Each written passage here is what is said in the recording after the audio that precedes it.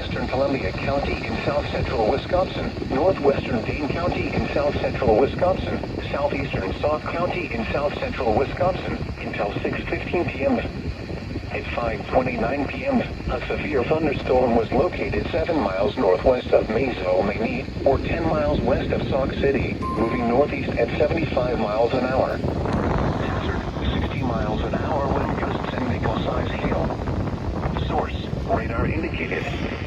Impact, expects damage to roofs, siding, and trees.